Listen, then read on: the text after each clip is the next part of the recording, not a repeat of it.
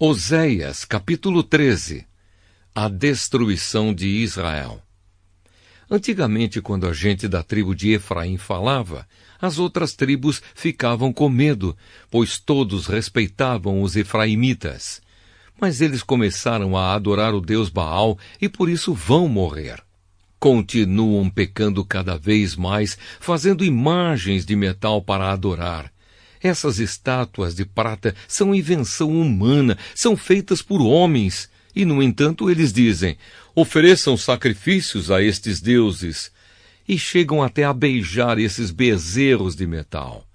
Por isso essa gente desaparecerá como a cerração ao nascer do sol, ou como o orvalho que seca logo de manhã, ou como a palha que o vento leva embora, ou como a fumaça que sai pela chaminé. O Senhor Deus diz, eu, o Senhor, sou o Deus de vocês desde que os tirei do Egito. Eu sou o único Deus que vocês conhecem, o único Deus que os salvou. Eu cuidei de vocês quando estavam no deserto, naquelas terras sem água. Mas quando entraram na boa terra, vocês tiveram comida de sobra e ficaram satisfeitos. Então os corações de vocês se encheram de orgulho e vocês esqueceram de mim. Portanto vou atacá-los como um leão. Ficarei de tocaia como um leopardo. Como uma ursa de quem roubaram os filhotes, eu sairei contra vocês e quebrarei as suas costelas. Como um leão, eu os devorarei ali mesmo. Como uma fera, eu os despedaçarei. Povo de Israel, eu vou acabar com vocês. Quem poderá salvá-los? Vocês pediram que eu lhes desse um rei e também chefes em todas as cidades. Mas como é que eles podem salvá-los? Fiquei irado com vocês e por isso lhes dei reis, e estando ainda irado, eu os tirei de vocês. Os pecados de Israel foram anotados, as suas maldades foram escritas. Chegou a hora de Israel começar a viver, mas Israel não quer porque não tem juízo. É como uma criança que na hora de nascer não quer sair da barriga da mãe. Será então que eu vou salvar o meu povo da morte? Será que vou livrá-los do mundo dos mortos? Ó morte, venha com os seus tormentos. Ó mundo dos mortos, venha com os seus castigos. Eu não terei mais compaixão deste povo. Mesmo que Israel cresça como uma planta viçosa, o Senhor Deus mandará que o inimigo venha do leste, como se fosse o vento quente do deserto, que secará completamente as fontes e as nascentes de água. Todas as riquezas do país serão levadas embora. O povo de Samaria será castigado porque se revoltou contra o seu Deus. Os homens morrerão na guerra, as crianças serão despedaçadas e as barrigas das mulheres grávidas serão rasgadas.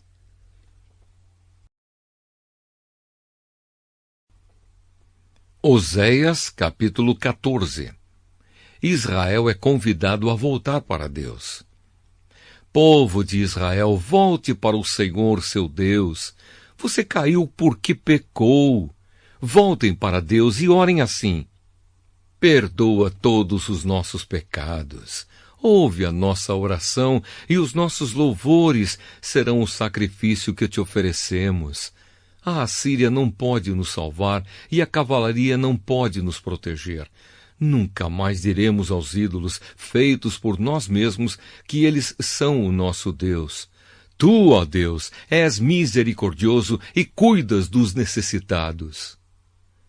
Vida nova para Israel. O Senhor Deus diz, vou curar o meu povo da sua infidelidade e vou amá-los com todo o meu coração, pois não estou mais irado com eles. Serei como a chuva para Israel e ele dará flores como os lírios. As suas raízes serão profundas como as das árvores do Líbano. Os seus galhos se estenderão, bonitos como os galhos das oliveiras e perfumosos como os cedros do Líbano. Mais uma vez Israel viverá debaixo da minha proteção.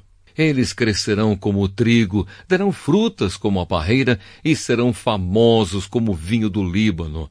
O povo de Israel dirá, os ídolos não valem nada. Sou eu, o Senhor Deus, que atendo às orações do meu povo. Sou eu que tomo conta deles. Como um pinheiro verde, eu lhes dou abrigo, e de mim eles recebem todas as bênçãos. Conclusão. Que as pessoas sábias e ajuizadas entendam a mensagem deste livro e meditem nela. Os caminhos de Deus, o Senhor, são certos.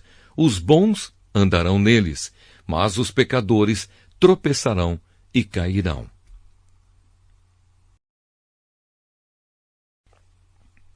Joel, capítulo 1. Esta é a mensagem que o Senhor Deus deu a Joel, filho de Petuel. A praga de gafanhotos e a seca. Prestem atenção, velhos. Escute, povo de Judá. Já aconteceu alguma coisa tão terrível como esta em nossos dias ou no tempo dos nossos antepassados? Digam aos seus filhos o que aconteceu, que eles contem aos seus filhos e que estes falem sobre isso à geração seguinte. Vieram nuvens e mais nuvens de gafanhotos e comeram todas as plantações. O que os primeiros gafanhotos deixaram foi devorado pelos que vieram depois. Acordem, beberrões, acordem e chorem, vocês que gostam de vinho, pois as uvas foram destruídas e não haverá vinho novo para beber. Vieram os gafanhotos como um exército enorme e poderoso e invadiram o meu país. Os seus dentes eram como os de um leão e afiados como dentes de uma leoa. Destruíram as nossas parreiras e acabaram com as nossas figueiras. Arrancaram as cascas das árvores, deixando os galhos completamente brancos. Chorem como uma jovem vestida de luto que chora a morte do seu noivo. Os sacerdotes, os servos de Deus, choram no templo do Senhor, porque não há mais ofertas de alimento nem de vinho. Os campos estão arrasados, a terra está de luto, pois os cereais foram destruídos e as parreiras e as oliveiras secaram. Fiquem desesperados, vocês que trabalham nos campos. Chorem, vocês que cuidam das parreiras, pois não há trigo nem cevada. Todas as colheitas foram destruídas, as parreiras e as figueiras secaram. Estão secas as romanzeiras, as palmeiras, as macieiras e todas as outras árvores frutíferas. O povo todo está triste. Sacerdotes, vocês que apresentam as ofertas no altar, vistam roupa feita de pano grosseiro e chorem. Servos do meu Deus, venham ao pátio do templo e chorem a noite inteira. Pois na casa do nosso Deus não há mais ofertas de alimento nem de vinho. Convoquem uma reunião no templo e anunciem um dia de jejum. Reúnam as autoridades e todo o povo de Judá no templo do Senhor, nosso Deus, e orem a Ele pedindo socorro. Está chegando o dia do Senhor em que o Todo-Poderoso vai trazer destruição. Será um dia de terror. Sem podermos fazer nada, vimos as nossas plantações serem destruídas. No templo do nosso Deus não há alegria nem festa. Nos campos secos as sementes não brotam, não há colheita de trigo e os depósitos de cereais estão caindo aos pedaços. O gado está mugindo de fome e os bois andam tontos de um lado para o outro porque não há pasto. As ovelhas também estão morrendo. Eu clamo a ti, ó Senhor. As árvores e os pastos estão secos, como se um fogo tivesse queimado tudo. Até os animais selvagens pedem socorro a ti, porque os rios secaram e por toda parte a seca acabou com o capim.